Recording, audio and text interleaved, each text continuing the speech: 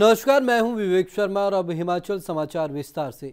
BJP के वरिष्ठ नेता और पूर्व मंत्री दिलेराम का सुबह उनके निवास स्थान पर निधन हो गया। 95 साल के दिलेराम 4 बार मंडी के जिला अध्यक्ष रहे और 4 बार भाजपा के मंडी के नाचन सीट से विधायक रहे। उन्होंने अपना पहला चुनाव 1977 में लड़ा था और पहली बार ही वो विधानसभा पहुंच गए थे। दिलेराम साल 1990 में शांता कुमार की सरकार में कैबिनेट मंत्री भी रहे। सियासत की एक लंबी पारी खेलने के बाद अब दिलेराम हम सब के बीच नहीं रहे। दिलेराम को शुगर की बीमारी थी और उनके दोनों गुर्दे खराब हो गए थे। उनका अंतिम संस्कार दोपहर कर दिया गया।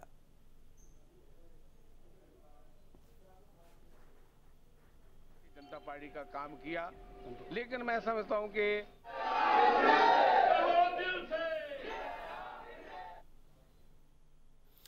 इन दिनों सीएम वीरभद्र सिंह रामपुर के दौरे पर हैं और अपने इस दौरे पर वह रामपुर को कई सौगातें दे रहे हैं। वीरभद्र सिंह ने नगर परिषद द्वारा 40 लाख रुपए की लागत से निर्मित हॉल का लोकार्पण किया। हॉल का लोकार्पण करने के बाद सीएम ने लोगों की समस्याएं सुनी। उसके बाद उन्होंने 45 लाख की लागत से बने वन विभाग के परिसर का लोकार्पण किया। मुख्यमंत्री ने ननखड़ी डिग्री कॉलेज परिसर की आधारशिला रखी। अकेले इस परिसर के निर्माण में 20 करोड़ रुपए का खर्च आने की उम्मीद है। ननखड़ी को मुख्यमंत्री ने स्पेशल एरिया डेवलपमेंट अथॉरिटी के तहत लाने की भी घोषणा की है।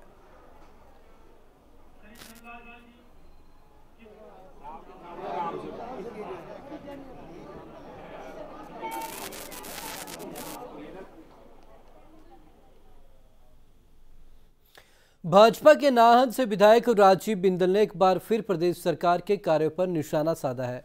बिंदल ने कहा कि राज्य सरकार ने 2 साल में सरकार ने हिमाचल को जो 3 बड़ी सौगातें दी हैं, उनमें बदली और अत्याचार के अलावा कुछ नहीं। बिंदल ने आरोप लगाया कि प्रदेश में बारिश से हुए नुकसान पर सरकार ने कोई मदद नहीं की। इसके साथ ही बिंदल ने IIM का तोहफा मिलने का श्रेय भी मोदी सरकार को दिया। बिंदल ने सारे सवालों के जवाब पंचकूला में बड़ी बेबाकी के साथ डे एंड नाइट न्यूज को दिए। हिमाचल के पूर्व स्वास्थ्य मंत्री व नाहन के विधायक राजीव बिंदल जी हमारे साथ मौजूद हैं। उनसे कुछ खास बातचीत करते हैं। बिंदल जी, मुख्यमंत्री वीरभद्र सिंह द्वारा कहा गया है कि जो विपक्ष है वो अपना रोल सही तरीके से नहीं प्ले कर पा रहा है, क्या कहना चाहेंगे आप इस पे? तो आप हरियाणा में हिमाचल की बात पूछ रहे हैं।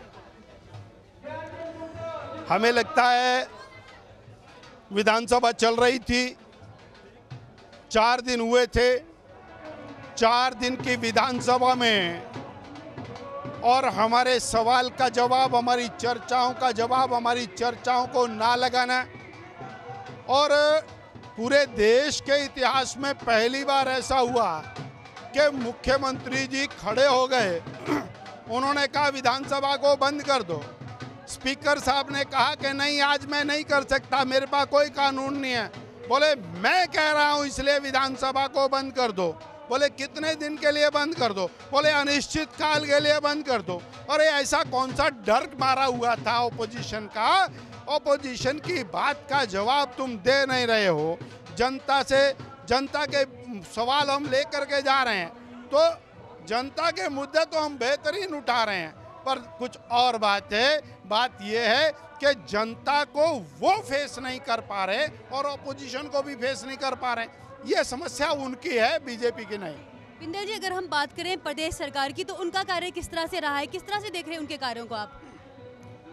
हिमाचल प्रदेश के कार्यकाल तो बहुत जबरदस्त है। 2 साल हो गए हैं और 2 साल के अंदर 3 बातें हैं: बदला, बदली, अत्याचार। इसके अलावा कुछ नहीं है। लगभग 2.5 लाख कर्मचारियों को ताश के पत्तों की तरह से फेंटा है। एक आदमी की 8-8 बार ट्रांसफर हुई है।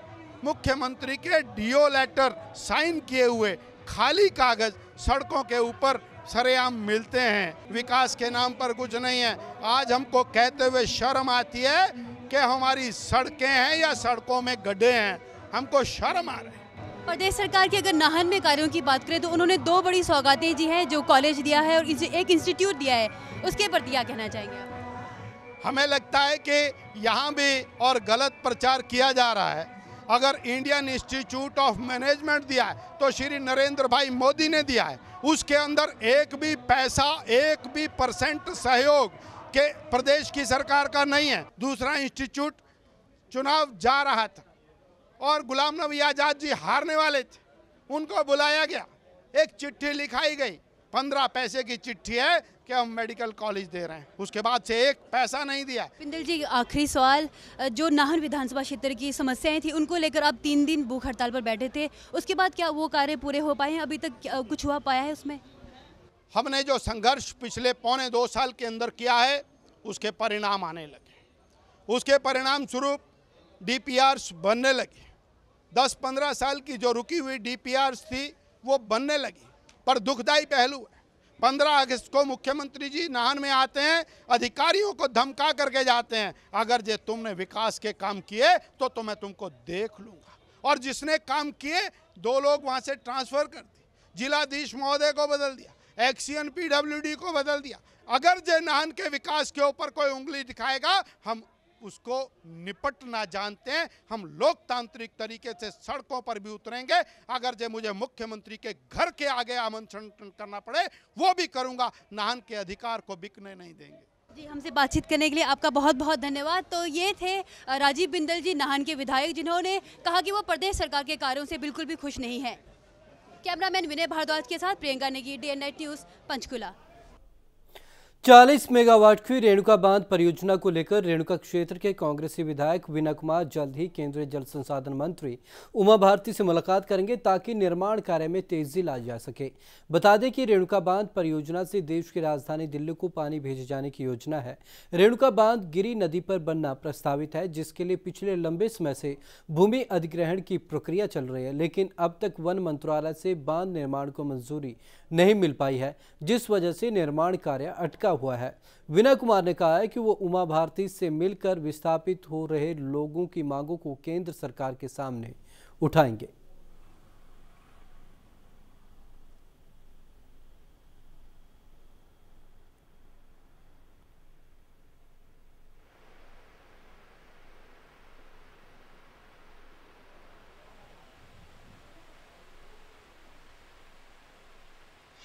हमें ऐसा लगता है कि ये बनने जा रहा है, रेणुका डैम बन जाएगा। और हाल ही में अगले महीने हमने जो इसके मंत्री है उमा भारती जी, उनसे भी मुलाकात करनी है इस विषय में।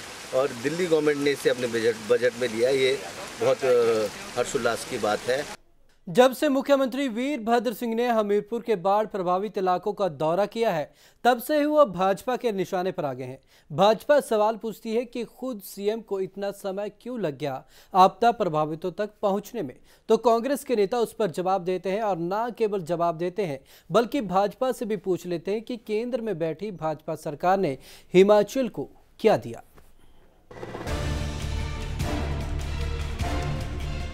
मुख्यमंत्री वीरभद्र सिंह के हमीरपुर के दौरे के बाद सियासत गर्मा गई है। वीरभद्र सिंह ने जब से आपदा प्रभावित क्षेत्रों का दौरा किया है, तब से ही वो भाजपा के निशाने पर आ गए हैं। सीएम के दौरे के बाद भाजपा नेताओं ने जिस तरह से उसे फ्लॉप करार दिया, उसके बाद कांग्रेस के नेता प्रेम कौशल भाजपा को जवाब देने के लिए आगे आए हैं। सीएम वीरभद्र सिंह के बचाव में उतरे प्रेम कौशल का कहना है कि राज्य सरकार से आपदा में राहत देने के लिए जो भी बन पड़ा उसने किया।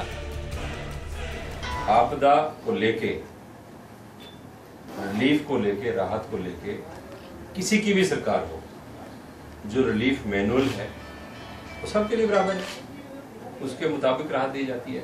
कुछ सरकार जो अपने स्तर पर उससे बाहर जाके, उससे आगे जाके जो कर सकती है, वो हिमाचल प्रदेश की वीरभद्र सरकार ने भी किया है। और अगर उसमें कहीं कोई कमी नहीं होगी तो करेंगे। प्रेम कौशल ने सरकार की सफाई देने के बाद लगे हाथ भाजपा से ही पूछ लिया कि जिस लहर का दावा कर केंद्र में सरकार बनाई, राज्य से 4 सांसद भी उसी सरकार के हैं, बावजूद उसके केंद्र सरकार ने जिस तर्ज पर जम्मू कश्मीर के लिए आर्थिक सहायता प्रदान की, उसी तर्ज पर हिमाचल से भेदभाव क्यों हुआ। मैं इनसे ही जानना चाहता हूँ कि क्या इन्होंने भी कोई ऐसा प्रयास किया। हिमाचल प्रदेश के 4 सांसद जो है भारतीय जनता पार्टी के जीत के गए हैं। फौरी राहत के तौर पर, या जिस तरीके से J&K जो विक्टिम्स हैं उनको 2-2 लाख रुपए उनके परिवारों को, मृत्यु जो हो गए, उनके प्राण चले गए, उनके परिवारों को दिया। ऐसे हिमाचल में भी तो लोग जाने गई हैं, उनको भी दिया जा सकता था। क्या इस बात को लेके किसने प्रधानमंत्री से बात की? हर बात के ऊपर आलोचना करना, हर बात के ऊपर कटाक्ष करना, ये कोई सही राजनीति नहीं है।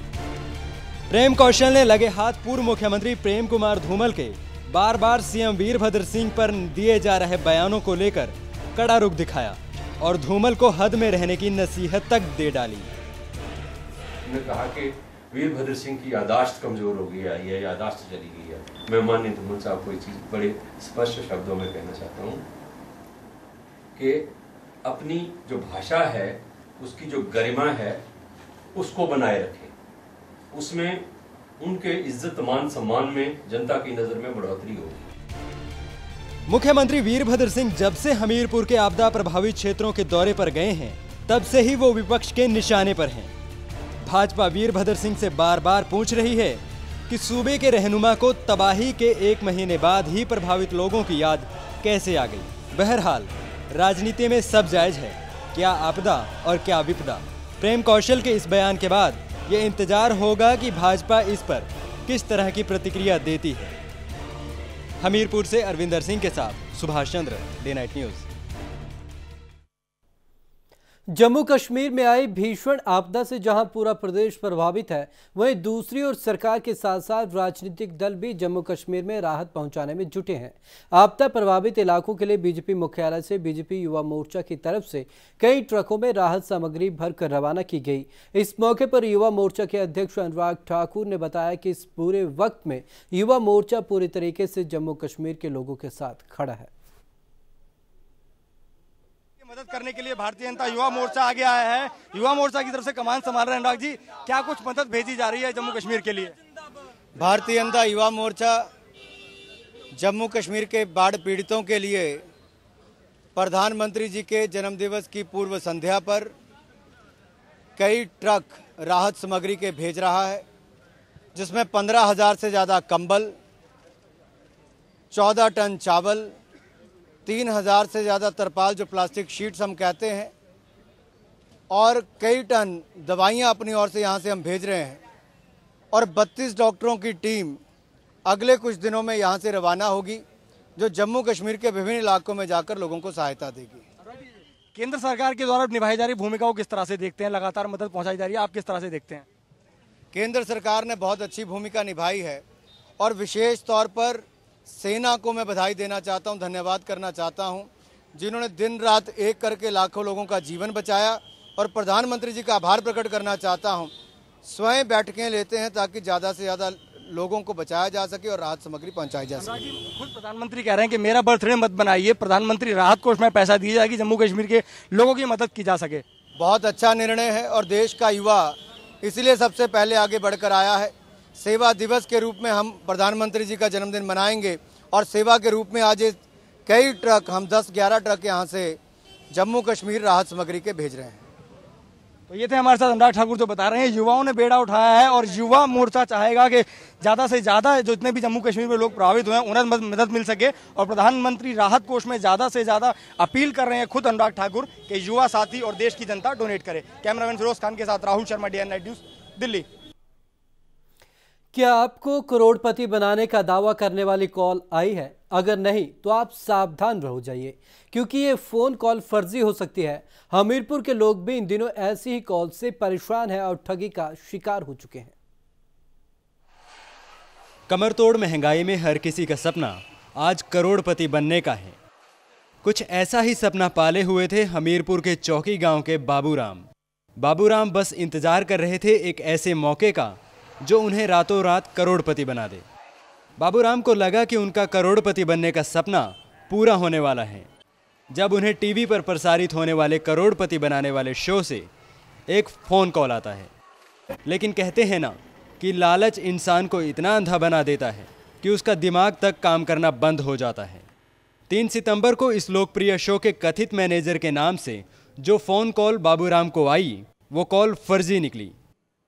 लेकिन बाबूराम को जब तक इसका पता चला, तब तक उनके पास सिवाय रोने के कुछ और बाकी नहीं रहा। शो के नाम का सहारा लेकर बाबूराम अकेले ही ऐसे शख्स नहीं हैं जो इस ठगी का शिकार हो चुके हैं। हमीरपुर में कई ऐसे लोग हैं जो आजकल इन फर्जी कॉल से परेशान हैं।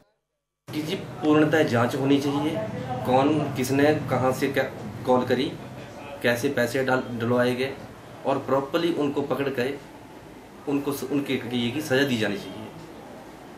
तभी आगे सुधार होगा। जो भी हैं, जो गलत काम कर रहे हैं जैसे मोबाइल वगैरह के ऊपर, उनके ऊपर भी उनको ट्रेसिंग होनी चाहिए और सख्ती से ऐसा कानून लाना चाहिए कि जिससे इस चीज़ के साथ निपटा जाए। ठगी का शिकार हो चुके बाबूराम ने पुलिस को शिकायत दी है, जिस पर हमीरपुर के डीएसपी लालमन शर्मा ने ठगी के इस मामले की जांच करने की बात कही है और कहा है कि पुलिस फर्जी कॉल्स की डिटेल की भी पड़ताल कर रही है। सुजानपुर में एक एप्लीकेशन श्री बाबूराम जी निवासी कोठी भलेट ने दी है कि उसे केवीसी के किसी मैनेजर ने फ़ोन किया कि उसके मोबाइल नंबर पे 25 लाख का लकी ड्रॉ निकला है और उस रकम को 25 लाख रुपए की रकम को पाने के लिए उसे कुछ फॉर्म वगैरह फॉर्मेलिटी वगैरह करनी है, उसके लिए उसे कुछ पैसा जमा करवाना पड़ेगा। तो इसमें हमने FIR कर ली है, जिसमें इन्वेस्टिगेशन चला हुआ है और जिन जिन खातों में उसने पैसा जमा करवाया है उनकी जानकारी हासिल करके इन्वेस्टिगेशन आगे की जा रही है। हमीरपुर में आए दिन फर्जी कॉल से करोड़पति का सपना दिखाकर ठगी के मामले बढ़ते जा रहे हैं, जिससे बाबूराम जैसे न जाने कितने लोग ठगी का शिकार बन रहे हैं। अगर समय रहते पुलिस इन कॉल्स को ट्रैक नहीं करती तो न जाने ऐसे कितने लोग ठगी के मामलों में शिकार होते रहेंगे। हमीरपुर से अरविंदर सिंह के साथ Subhash Chandra, day night news. Himachal समाचार में अब तक के लिए बस इतना ही। विवेक शर्मा को दीजिए इजाजत। नमस्कार। खबरों की दुनिया में आइए, हमारे साथ कहीं भी और कभी भी जुड़िए। हम मिलेंगे फेसबुक पर, हम दिखेंगे यूट्यूब पर, हमें फॉलो कीजिए ट्विटर पर।